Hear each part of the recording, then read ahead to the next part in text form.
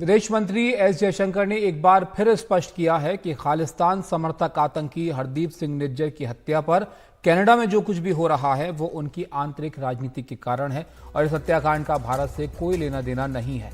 जयशंकर ने कहा कि खालिस्तान समर्थकों का एक वर्ग कनाडा के लोकतंत्र का इस्तेमाल कर वहां एक लॉबी बना रहा है, वहां एक वोट बैंक बन गया है। कनाडा में सत्तारूढ़ पार्टी के पास संसद में बहुमत नहीं है और कुछ दल खालिस्तान समर्थक नेताओं पर निर्भर हैं। जयशंकर ने जस्टिन ट्रूडो द्वारा भारत की आलोचना पर पूछे गए सवाल पर यह टिप्पणी की।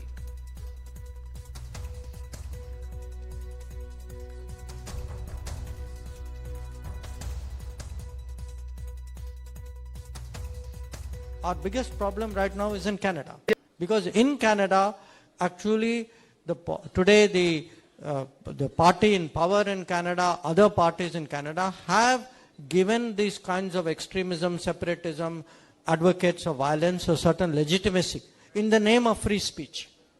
See, when you tell them something, their answer is no, we are a democracy, but it is free speech. But the point that they need to understand, this kind of, it's no longer a world which runs as a one-way street. That if there are things which happen out there, there will be pushback. Okay, somebody may have been arrested, the police may have done some investigation. But the fact is, number of gangland people, number of people with organized crime links from Punjab have been made welcome in Canada. We have been telling Canada, saying, look, these are wanted criminals from India. You have given them visas. They have come, many of them, in false documentation. And yet you allow them to live there. If you decide to import for political purposes people with very dubious, actually very negative background, there will be issues.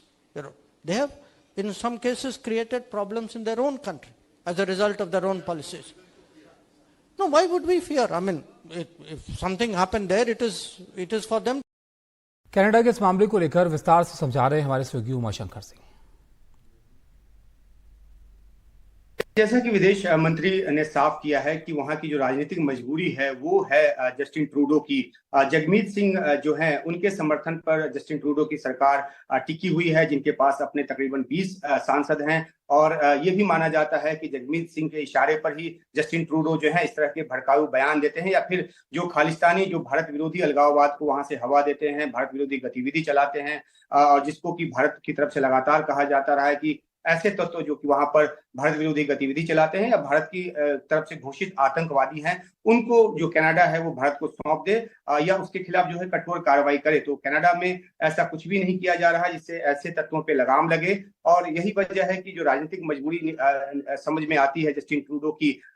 21 के चुनाव में भी उनको बहुमत नहीं मिला, क्योंकि उन्होंने जल्दबाजी में कराया था इस उम्मीद में कि जो कोरोना पैंडेमिक के बाद उन्होंने बेहतर मैनेजमेंट का जो अपना दावा किया उसके आधार पर उन्होंने चुनाव करा दिए, लेकिन उसमें भी उनकी पार्टी को बहुमत नहीं मिला। और जगमीत सिंह जो कि खालिस्तानी नेता है वहां पर और जो भारत विरोधी गतिविधियों में लिप्त रहते हैं, उनके समर्थन पर उनकी सरकार टिकी हुई है। तो जो राजनीतिक मजबूरी है जस्टिन ट्रूडो की, उसकी वजह से वहां पर न सिर्फ खालिस्तानियों को शरण मिल रही है, उनके बयानों को तवज्जो मिल रही है। अभी हाल में ही उन्होंने देखा कि किस तरीके से ओंटारियो में एक गुरुद्वारे में जब जस्टिन ट्रूडो भाषण देने गए तो वहां पे खालिस्तान समर्थक नारे लगे, कोई प्रतिवाद नहीं किया गया प्राइम मिनिस्टर ट्रूडो की तरफ से, और इस बात पर भारत की तरफ से कड़ी आपत्ति भी जताई गई। तो एक ऐसा वहां पे राजनीतिक मजबूरी है, क्योंकि सिखों का वोट जो है वहां पर काफी मायने रखता है। तकरीबन 17 से 18 सीटों पर जो है उनकी बहुतायत है, और इस रूप में जो जस्टिन ट्रूडो हैं वो पूरी तरीके से खालिस्तानी तत्वों को जो एक पनाह देते नजर आ रहे हैं और उनकी भाषा में बात करते नजर आ रहे हैं। जहां तक निज्जर हत्याकांड की बात है, 3 लोगों की जो गिरफ्तारी है उस पर जो